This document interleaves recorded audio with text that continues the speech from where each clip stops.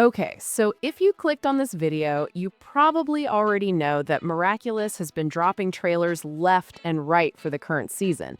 And honestly, this latest one caught me completely off guard because episode 17 is not about who I thought it would be about.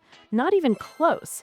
I was sitting there expecting maybe Juleka or Rose to finally get their spotlight episode, the one fans have been waiting for. But nope. This episode, called A Fair Good Night, or The Good Dream Fairy, depending on how you translate it, is all about Max Kanté and his mom, Cloud. And look, I love Max, but I genuinely did not see this coming because I thought his arc was pretty much wrapped up already. Let me explain why. So, if you've been keeping up with the season, you know Max already had some pretty big moments. His full transformation showed up all the way back in episode 1. Then in episode 12, we found out he's autistic, and he's actually the one who inspired Adrian and Kagami to consider going to therapy, which is honestly a really cool detail that I feel like not enough people talk about.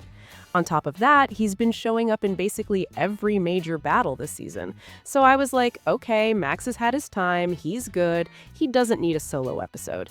But here we are, and he's getting one, which raises a pretty uncomfortable question for Juleka and Rose fans, because now it's looking more and more like those two might not get their own dedicated episode this season at all.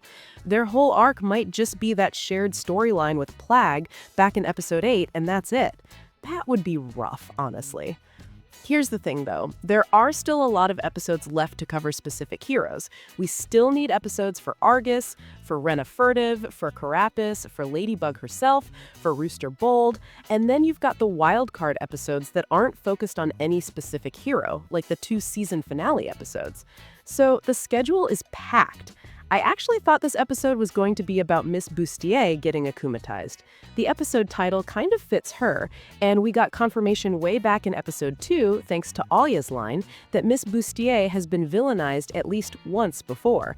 Plus, I figured this would be where we'd see more of the Noah stuff and the secret organization of the Peacocks of Paris, especially since that new character, Audrey's son, got introduced in episode 16.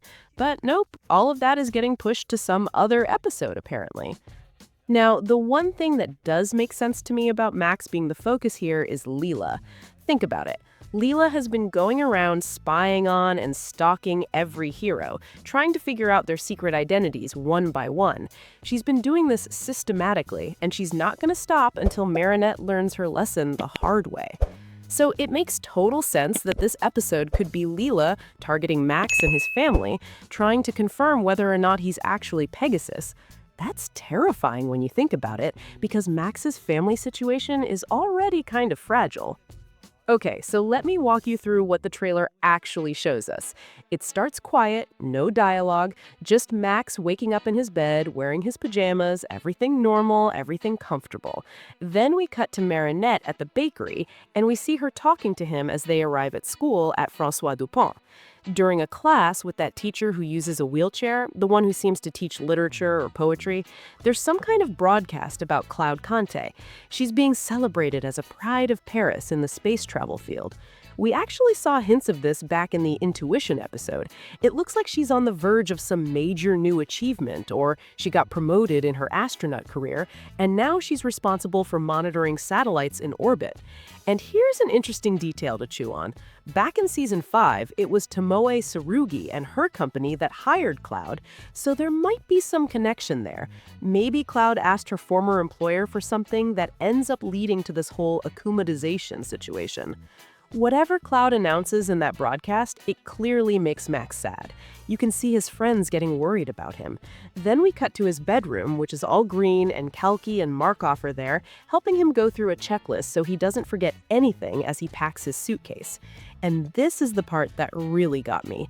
Because of his mom's work, Max is going to be living with Marinette and her parents at the Dupain-Cheng bakery for an undetermined amount of time. That's why he's packing. For those of you who might not remember, Max doesn't have a dad.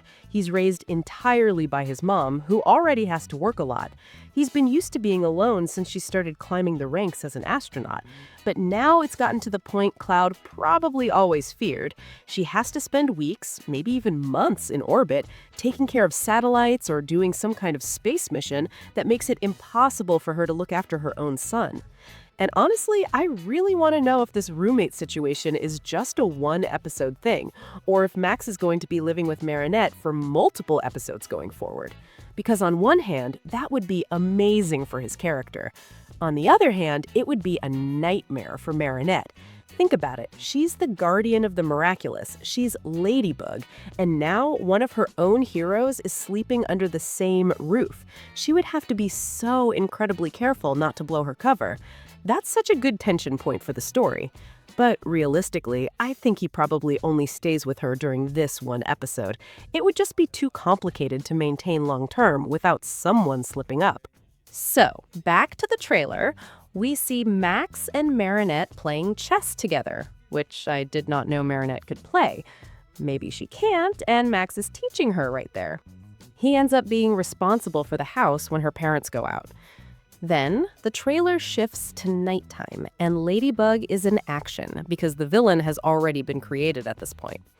She pulls out her phone to call in backup, and specifically, she calls Pegasus.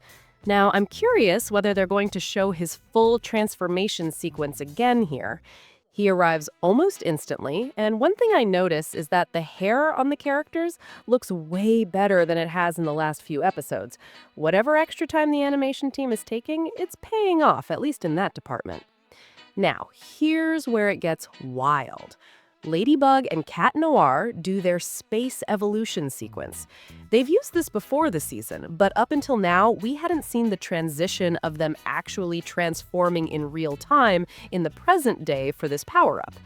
They become Cosmobug and Astrocat, and the villain, this fairy of good dreams, along with her minions, they're not on Earth. They are on the moon.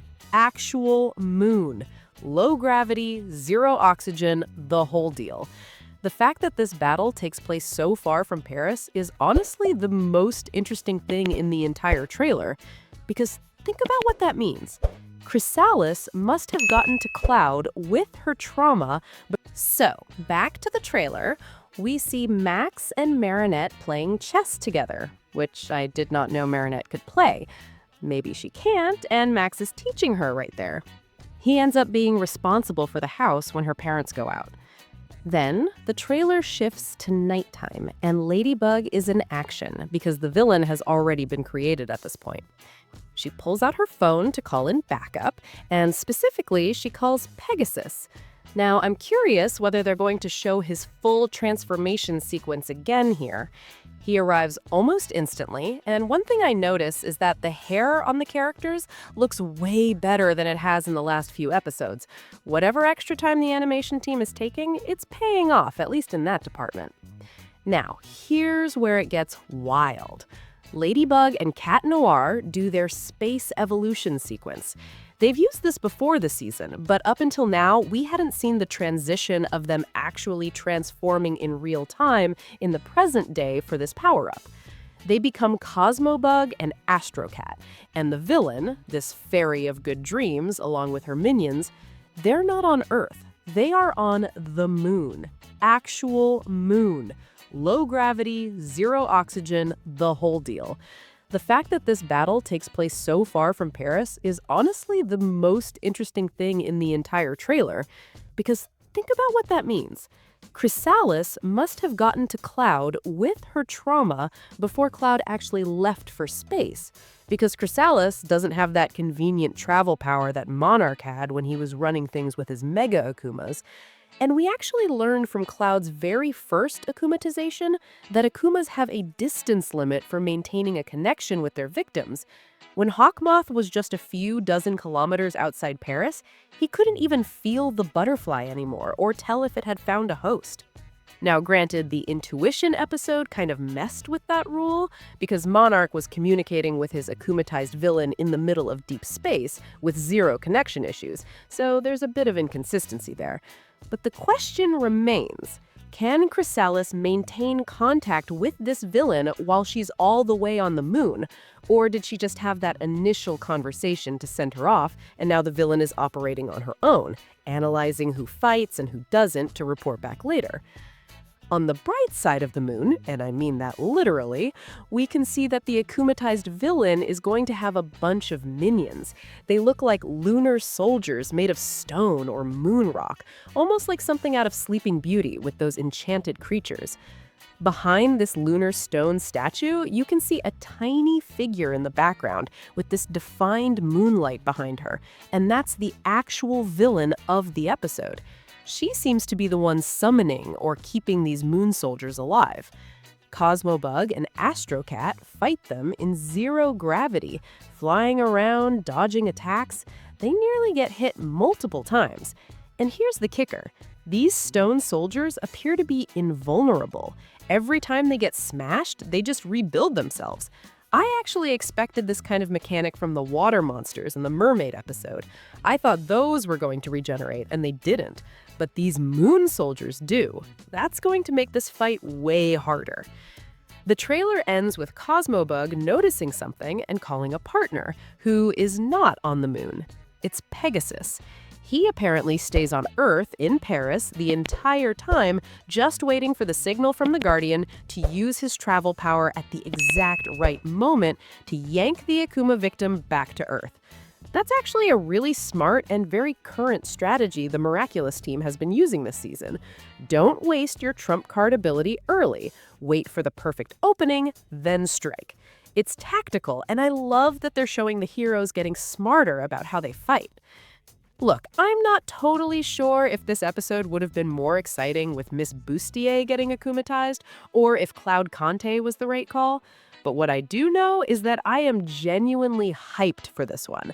Max is one of my favorite characters in the whole show, and the idea of him living with Marinette, even temporarily, opens up so many possibilities for both comedy and drama. And the moon battle setting is unlike anything we've seen before in the series. But the thing I'm most anxious about is what mistake Max and Ladybug are going to make that gives Lila another piece of the puzzle. Because she's collecting identities like they're trading cards, and every episode she gets a little closer to figuring everything out. Now, here's the frustrating part. As of right now, there is no release date for this episode anywhere in the world. None. Zero. No country has announced when it's airing. So realistically, we might not see this episode until March at the earliest. The season still has about 2 months left based on the official schedule they've put out, and we're just going to have to be patient. I know that's not what anyone wants to hear, but that's where we're at. Hopefully, once other countries start announcing their broadcast dates, things will move faster and we'll get some clarity. Until then, all we can do is theorize. And honestly, that's half the fun. What do you think is going to happen in this episode? Do you think Max is going to stay with Marinette beyond just this one episode? Do you think Lila is going to crack another identity? And what's the deal with this moon villain? Is she operating independently, or is Chrysalis pulling strings from Earth the whole time? Drop your theories because I genuinely want to hear them, and I will see you in the next one.